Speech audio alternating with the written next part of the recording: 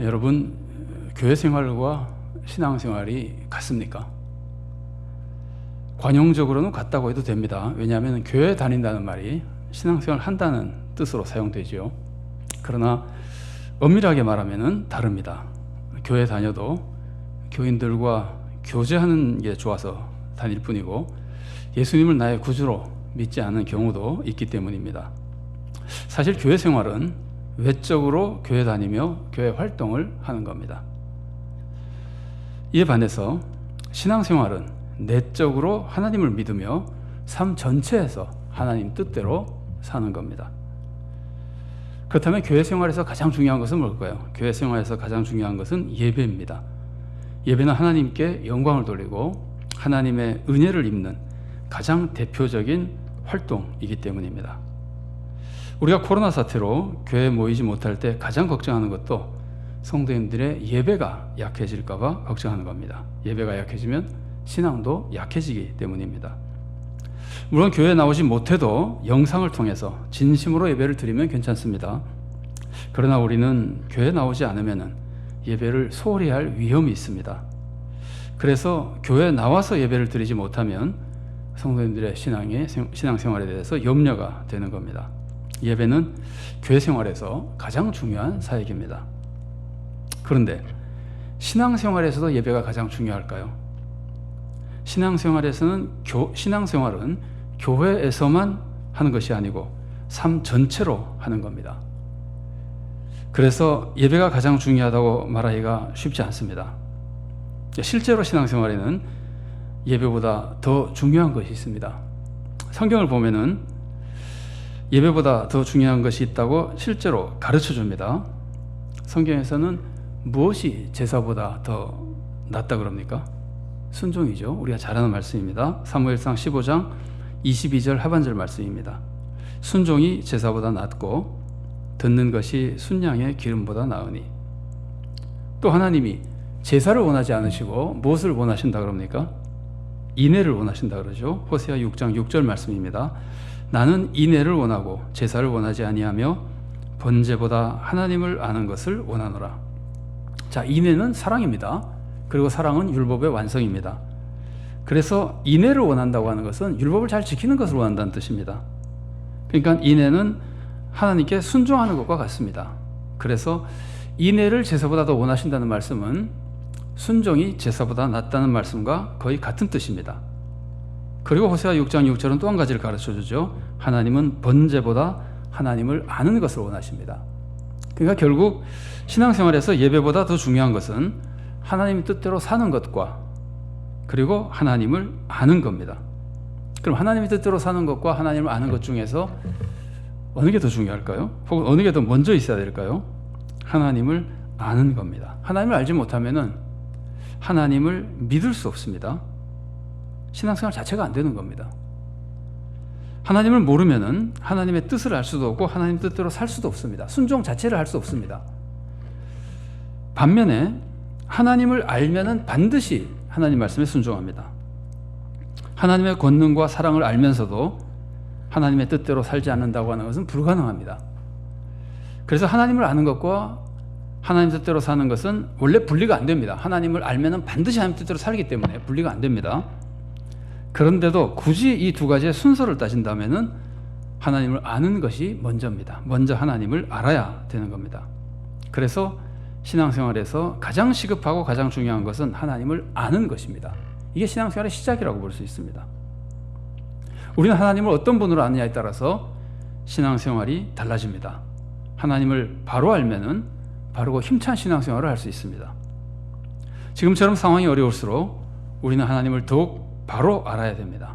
그래야 믿음이 자라고 소망이 자라고 사랑이 자라고 또 신앙생활에 힘이 생겨서 모든 어려움을 이겨내고 하나님 뜻대로 살 수 있는 겁니다. 오늘 본문은 하나님이 기드온을 사서로 부르시는 장면입니다. 그런데 이때 기드온은 완전히 패배의식에 빠져 있었습니다. 왜 그랬을까요? 당시 상황이 그랬기 때문입니다. 이스라엘 백성은 죄를 짓고 하나님의 벌을 받아서 7년 동안 미디안의 박해를 받고 있었습니다. 이스라엘 백성이 너무 힘들어서 하나님께 부르짖었더니 하나님은 너희가 내 목소리를 듣지 않아서 그렇다고 꾸짖으십니다. 오늘 보면 바로 앞에 나온 내용입니다. 하나님께 부르짖으면 그래 내가 구해줄게 이러면 좋을 텐데 너무 힘들다고 부르짖었더니 하나님이 너희가 내 말 안 들어서 그런 것이라고 꾸짖으시는 겁니다. 이런 상황에서 이스라엘 백성은 크게 낙심한 것 같습니다. 기도원도 그 안에서 크게 낙심한 것으로 보입니다. 이런 상황에서 하나님이 천사를 기드온에게 보내셨더니 기드온이 이렇게 말합니다. 오늘 본문 중에 사사기 6장 13절 말씀입니다. 기드온이 그에게 대답하되 오 나의 주여 여호와께서 우리와 함께 계시면 어찌하여 이 모든 일이 우리에게 일어났나이까. 또 우리 조상들이 일찍이 우리에게 이르기를 여호와께서 우리를 애굽에서 올라오게 하신 것이 아니냐 한 그 모든 이적이 어디 있나이까. 이제 여호와께서 우리를 버리사 미디안의 손에 우리를 넘겨주셨나이다 하니. 자, 이 말에 희망이 보입니까? 희망이 안 보이잖아요. 지금 기도는 낙심에 빠져 있는 겁니다. 우리가 잘 아는 대로 믿음은 소망을 믿는 겁니다. 소망을 잃은 사람은 믿음이 죽은 겁니다. 지금 이렇게 낙심한 기도원의 믿음은 기도원은 지금 믿음이 다 떨어져 버린 사람입니다. 기도원의 믿음이 얼마나 약해졌는지는 그 후에 계속 나타나는 기도원의 일련의 행동을 보면은 분명히 나타납니다. 자, 첫째로 기도원은 하나님이 직접 기도원에게 내가 너를 보내니 가서 이스라엘을 구원하라고 하셔도 믿지 못합니다. 오늘 본문 15절 말씀입니다. 그러나 기도원이 그에게 대답하되 오 주여 내가 무엇으로 이스라엘을 구원하리이까. 보소서 나의 집은 므낫세 중에 극히 약하고 나는 내 아버지 집에서 가장 작은 자니이다 하니. 자, 둘째로 하나님이 승리하게 해준다고 하셔도 기도원은 믿지 못합니다. 오늘 본문 16절과 17절 말씀입니다. 여호와께서 그에게 이르시되 내가 반드시 너와 함께 하리니 내가 미디안 사람 치기를 한 사람을 치듯 하리라 하시니라. 기도원이 그에게 대답하되 만일 내가 주께 은혜를 얻었사오면 나와 말씀하신 이가 주 되시는 표징을 내게 보이소서. 안 믿는 거죠. 표징 보여달라는 거예요. 그래서 표징을 보여달라고 하면서 자기가 이제 가서 재물을 가져오잖아요. 자, 그 재물에 대한 겁니다. 셋째로 그 재물에 대해서 천사가 바위에서 불이 나와 기도원의 예물을 태워서 하나님께 상달하게 해줍니다. 기적을 보여줬습니다. 근데 그 기적을 보고 기도원은 용기를 얻는 것이 아니라 자기는 죽을 것이라고 슬퍼합니다. 하나님이 보여주시는 그 기적을 보고도 새 힘이 나는 것이 아니라 오히려 죽을 것이라고 낙심하는 모습밖에 보이지 않는 겁니다. 믿음이라고는 내가 죽을 것이라는 믿음인 겁니다. 이건 낙심입니다. 소망이 없는 믿음, 두려움과 좌절만 있는 믿음, 이것은 참된 믿음이 아닙니다. 넷째로 하나님이 기도원에게 죽지 않을 것이라고 말씀해 주십니다. 그러자 비로소 기도원은 하나님이 평강의 하나님이라는 것을 깨닫습니다. 이제 하나님을 알고 믿음이 자라기 시작하는 겁니다. 오늘 본문 23절과 24절 상반절 말씀입니다. 여호와께서 그에게 이르시되 너는 안심하라 두려워하지 말라 죽지 아니하리라 하시니라. 기드온이 여호와를 위하여 거기서 제단을 쌓고 그것을 여호와 샬롬이라 하였더라. 자, 이 은혜를 받고도 믿음이 좀 생겼는데 아직도 기드온은 철저히 하나님을 믿지는 못합니다. 다섯째로 하나님이 바알에 제단을 헐라 그러시니까 기도는 제단을 헙니다. 믿음이 과연 생긴 거죠. 그러나 사람들이 무서워서 밤에 헙니다. 이전에 비하면 믿음이 발전한 모습이지만 이렇게 당당하게 낮에 헐지 못한 것은 아직도 믿음이 약한 모습입니다. 여섯째로 하나님이 미디안을 치라 그러시자 기도는 백성을 불러 모읍니다. 이것도 믿음입니다. 그러나 기도는 두려워서 정말 이기게 해주실지 표적을 보여달라고 합니다. 이건 믿음이 약한 모습이죠. 그러면서 유명한 양털 시험이라 그럴까? 양털 기적을 체험하게 됩니다. 하나님은 기드온이 간구한 대로 밤에 양털에만 이슬이 내리고 그 주위 땅은 다 마르게 해주셨습니다. 근데 그걸 보고도 기드온은 못 믿고 혹시 우연이 된 건가 해서 이번에는 거꾸로 해달라고 땅에만 이슬이 내리고 양털은 마르게 해달라고 합니다. 하나님은 그대로 해주십니다. 기드온이 지금 굉장히 믿음이 약한 모습을 계속 보여주고 있는 겁니다. 일곱 번째로 하나님은 기드온이 모은 백성이 너무 많다고 이렇게 많은 백성을 가지고 구원해주면 이스라엘 백성이 하나님이 구원해 주신 것이 아니라 자기 힘으로 구원받았다고 생각할 것이기 때문에 너무 많다 그러시면서 줄이게 만드십니다. 두 가지 과정을 거쳐서 줄이는데 결국 기도는 하나님 명령대로 300명만 남깁니다. 이거 굉장히 괜찮은 믿음이죠. 그런데도 기도는 두려워합니다. 그래서 하나님이 기드온에게 부하를 데리고 미디안 진에 정탐을 가라 그럽니다. 기드온이 미디안 진에 정탐을 가보니까 미디안 사람들이 서로 꿈 얘기를 하는데 우리가 기드온에게 망할 것이다 이런 얘기를 하고 있는 겁니다. 이 말을 듣고 비로소 기드온은 미디안에게 이긴다는 확신을 가지게 됩니다. 그리고 미디안을 치게 되는 겁니다. 이제야 기드온이 바른 믿음을 가지게 된 겁니다. 기드온은 무려 7번이나 믿음이 약한 모습을 보여줍니다. 지금 왜 기드온의 믿음이 약한 겁니까?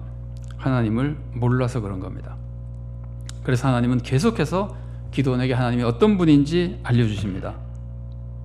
그러면서 기드온의 믿음을 북돋아 주십니다.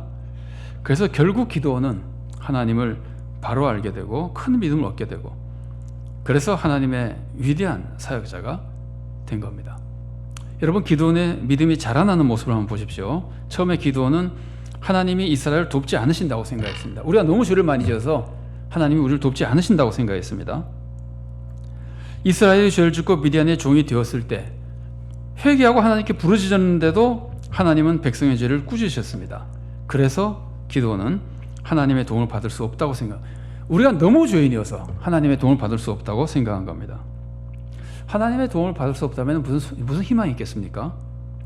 그래서 절망에 빠진 겁니다. 소망이 없는 믿음은 믿음이 아닙니다. 믿음이 지금 다 무너져 버려 있는 겁니다.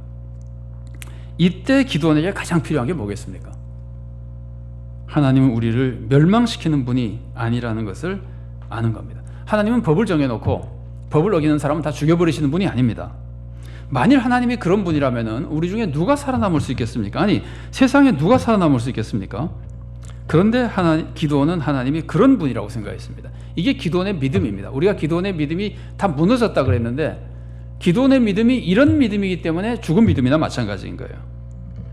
그래서 기드온은 하나님이 도와주려고 천사를 보냈더니 천사가 행한 기적을 보고 한다는 소리가 아이고 나는 이제 죽었다 였던 겁니다.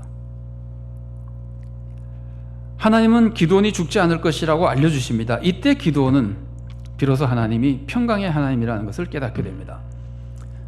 하나님은 벌에서 죽이는 분인 줄 알았는데 천사를 보고도 하나님의 사자를 보고도 죽지 않게 하는 모습을 보고 하나님이 평강의 하나님이라는 것을 깨닫게 되는 겁니다. 하나님을 이제 바로 알기 시작하는 겁니다. 기드온의 믿음이 없다고 하는 것은 기드온이 하나님을 믿지 않은 것이 아닙니다. 기드온 하나님 믿고 있었습니다. 그런데 하나님은 죄인은 무조건 멸망시키는 분이라고만 믿었습니다. 그러니까 믿음이 없는 것과 똑같다는 말이에요. 하나님을 잘못 믿고 있다는 말이에요. 그래서 하나님은 가장 먼저 이것을 고쳐주는 겁니다. 그래서 하나님은 평강의 하나님이라는 것을 알려주시는 겁니다. 그래서 평강의 하나님이라는 것은 우리가 잘 아는 대로 여호와 샬롬, 여기서 말하는 평강은 샬롬이죠. 그런데 샬롬은 우리가 흔히 말하는 단순한 평화가 아닙니다. 샬롬은 싸우지 않는 정도가 아니라 극진히 사랑하며 최선을 다해서 잘해주는 겁니다. 하나님은 우리를 이런 샬롬으로 대해주시는 분입니다. 원래 인간은 하나님과 샬롬의 관계에 있었습니다. 여러분, 인간이 처음에 창조되었을 때 에덴 동산에서 얼마나 하나님과 친밀하게 잘 지냈습니까? 그러나 인간이 죄를 짓자 그 샬롬을 잃어버렸습니다. 아담과 하와가 선악과를 먹은 후에 하나님을 두려워해서 숨지 않습니까? 이게 타락한 인간의 모습입니다. 하나님은 이런 인간을 구원하기 위해서 아브라함을 선택하고 아브라함 후손 중에 이스라엘을 선택해서 하나님의 백성으로 세우셨습니다. 그런데 그 이스라엘도 죄를 짓고 하나님과 샬롬을 잃어버렸습니다. 기드온도 그 이스라엘 백성 중 하나로 샬롬을 잃어버렸습니다. 그래서 지금 하나님이 이스라엘을 구원해 주려고 기드온을 불러도 기드온은 두려움과 절망 속에 빠져서 하나님을 믿지 못하고 있는 겁니다. 하나님의 샬롬을 모르기 때문에 하나님이 아무리 부르고 그래도 하나님 믿고 하나님께 나아가지를 못하는 겁니다. 이런 기드온에게 가장 필요한 것이 하나님은 샬롬의 하나님이라는 것을 아는 겁니다. 이걸 모르면 하나님을 모르는 것이고 하나님을 모르면 올바른 신앙생활을 할 수 없는 겁니다. 그러니까 이것을 모르면 올바른 신앙생활을 할 수 없는 겁니다. 기드온은 먼저 이것을 지금 알아야 됩니다. 실제로 본문을 보면은 기드온은 이것을 알게 되면서부터 하나님을 믿게 되고 조금씩 말씀에 순종하게 되는 겁니다. 다만 처음에는 그 믿음이 약해서 바알제단을 헐긴 허는데 밤에 몰래 헐죠. 백성을 모아놓고도 두려워하죠. 군대를 세워놓고도 두려워해요. 그러나 계속해서 하나님을 알아가면서 믿음이 자라고 강건해지고 결국 나라를 구원하게 되는 겁니다. 우리도 마찬가지입니다. 우리도 하나님을 알아야 됩니다. 사실 우리는 하나님 알죠. 우리는 하나님이 세상의 창조주시라는 걸 압니다. 하나님이 독생자 예수님을 보내서 십자가와 부활을 통해 우리를 구원하셨다는 것도 압니다. 우리는 말로 그렇게 고백합니다. 창조주 하나님, 우리의 구원자 예수님, 우리는 말로 그렇게 고백합니다. 그런데 우리가 정말 하나님의 마음을 압니까? 하나님이 도대체 우리를 향해서 어떤 마음을 가지고 계신지 우리가 압니까?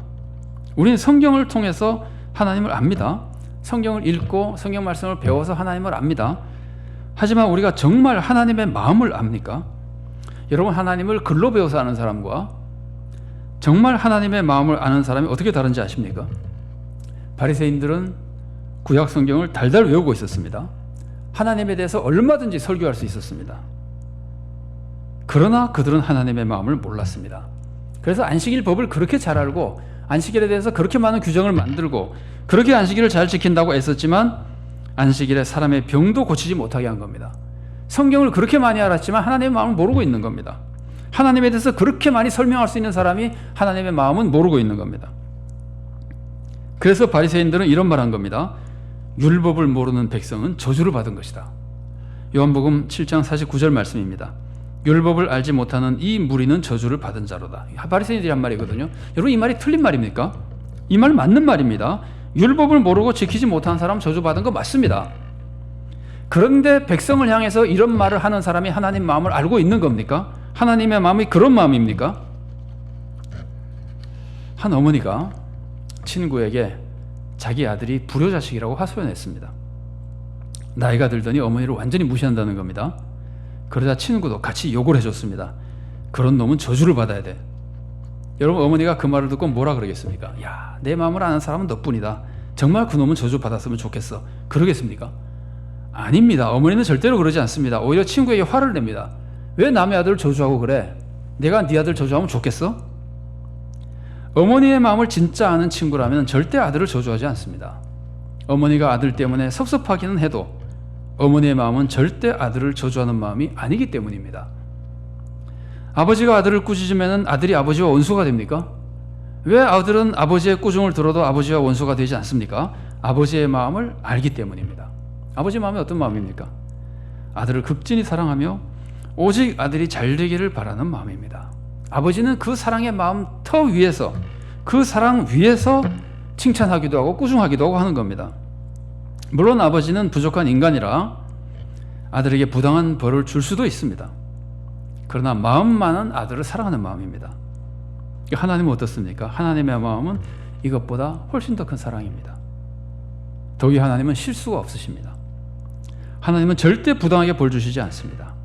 반드시 우리들에게 유익한 것만 주십니다. 이게 하나님의 마음을 아는 겁니다. 글을 읽어서 배워 하나님을 아는 것이 아니라 하나님의 마음을 아는 것이라는 말이에요. 우리는 지금 많은 어려움을 겪고 있습니다. 코로나는 점점 우리를 지치게 만듭니다. 경제적인 어려움도 심각합니다. 사회적인 상황도 굉장히 안 좋습니다. 우리나라의 지금 정치 사회적인 모습들이 얼마나 불편한 게 많습니까? 어떤 성도님이 이런 말 하는 것을 들었습니다. 요즘은 TV를 볼 수가 없습니다. 그 고통스러운 뉴스가 많은 것도 괴롭지만 그것보다 더 괴로운 것은 얼굴만 봐도 마음으로 죄를 짓게 생기는 사람들, 얼굴만 봐도 화가 나서 마음으로 자꾸 죄를 짓게 만든 사람들이 TV에 자꾸 나오기 때문입니다. 얼마나 우리 상황이 어려운지 모릅니다. 하나님은 왜 우리들에게 이런 어려움을 주실까요? 하나님이 우리들에게 어려움을 주실 때는 항상 두 가지 이유 때문입니다. 첫째는 우리를 정결하게 만들기 위해서입니다. 그리고 둘째는 우리에게 더 큰 복을 주시기 위해서입니다. 기도원 시대 보세요. 극심한 어려움을 주셨지만 백성이 고통 속에 회개하고 결국 하나님께 부르시지 않습니까? 그 고통 때문에 하나님을 찾죠. 정결해지기 시작하는 겁니다. 그러자 하나님은 기도원을 보내서 300명의 군대로 수많은 미디안 대군을 물리치고 나라를 회복시켜 주셨습니다. 더 큰 축복을 회복시켜 주시는 겁니다. 자, 그런데 이 과정에서 하나님은 기도원에게 하나님이 평강의 하나님이라는 것을 알려주셨습니다. 이게 기점이에요. 기도원이 변하기 시작하는 기점이거든요. 기도원은 이것을 알게 되면서부터 믿음이 회복되는 겁니다. 그리고 하나님께 순종하며 믿음이 더 자라서 결국 위대한 구원의 역사를 이룬 겁니다. 기도는 하나님이 평강의 하나님이라는 것을 알고 너무 기쁘고 너무 감사해서 거기다가 제단을 쌓고 그 제단을 여호와 샬롬이라고 불렀습니다. 이스라엘 백성들도 이게 얼마나 중요한지 그 중요성을 알았습니다.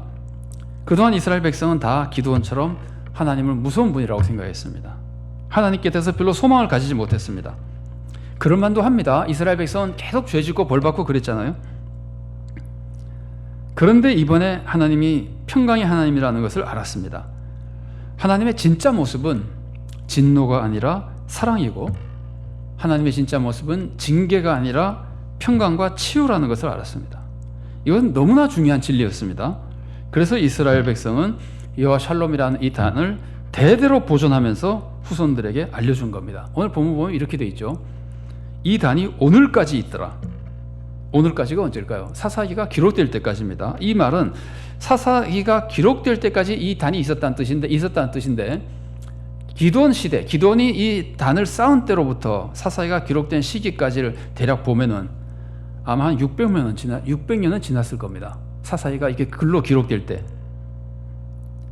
이렇게 오랫동안 이스라엘 백성은 그 단을 기념하며 여호와 샬롬을 되새겼던 겁니다. 그 정도로 하나님이 평강의 하나님이라는 것이 중요했던 겁니다. 하나님이 평강의 하나님이라는 것을 우리 후손들이 아는 게 그렇게 중요했던 겁니다. 그래서 그 단을 보존하고 후손들에게 계속해서 알려줬던 겁니다. 우리는 하나님이 평강의 하나님이라는 것을 기드온보다 더 강력하게 체험했습니다. 우리가 죽을 죄를 지었는데 하나님은 우리를 벌하지 않으셨습니다. 오히려 독생자를 보내서 우리 대신 벌을 받게 하시고 우리와는 온전한 평강을 회복하셨습니다. 그러니 우리는 여호와 샬롬을 얼마나 강력하게 체험했습니까? 기드온이나 기드온 시대의 이스라엘 백성과는 비교도 안 되게 더 강력하게 체험한 거죠. 여러분, 우리 삶에서 하나님을 바로 아는 것보다 더 중요한 것은 없습니다. 하나님을 바로 알아야 하나님을 바로 믿고 올바른 신앙생활을 할 수 있기 때문입니다. 그런데 하나님이 어떤 분입니까? 하나님은 창조주시고 온 세상을 주관하시는 전지전능하신 분입니다. 거룩하시고 정의로우신 분입니다. 그래서 악을 그냥 두지 않으시고 악을 벌하시고 혹은 악을 소멸하시는 분입니다. 우리는 하나님의 이런 모습도 분명히 알아야 됩니다. 그러나 그보다 더 잘 알아야 할 것은 하나님이 우리를 극진히 사랑하시며 우리와 평강을 누리고 싶어 하시는 하나님의 모습입니다. 사랑이 하나님의 가장 중요한 모습인데도 불구하고 우리가 타락해서 하나님의 사랑을 잘 이해하지 못합니다. 그래서 우리는 세상에서 조금만 어려움을 당해도 낙심하고 좌절합니다. 이것은 하나님을 모르고 하나님의 사랑을 모르고 여호와 샬롬을 몰라서 그런 겁니다. 평강의 하나님은 오직 사랑으로 우리를 대하십니다. 항상 가장 좋은 길로 이끌어 주십니다. 우리는 꼭 이것을 알아야 됩니다. 그래야 올바른 신앙생활을 할 수 있고 소망 속에 힘찬 신앙생활을 할 수 있습니다. 기드온도 바로 이것을 알게 되면서부터 위대한 신앙으로 세워져 나간 겁니다. 우리 모두가 하나님이 사랑과 평강의 하나님이라는 것을 바로 알고 어떤 어려움 속에서도 낙심하지 말고 오히려 하나님의 사랑에 소망을 두고 하나님을 신뢰하며 하나님과 늘 친밀한 평강을 누릴 수 있기 바랍니다. 그래서 믿음이 더욱 성장하고 하나님의 은혜와 능력 속에 우리 자신도 감사와 기쁨으로 행복하게 살며 또 고통받는 세상을 구원해서 하나님의 뜻을 충만히 이루어드리는 복된 성도가 되고 좋은 교회가 될 수 있기를 바랍니다.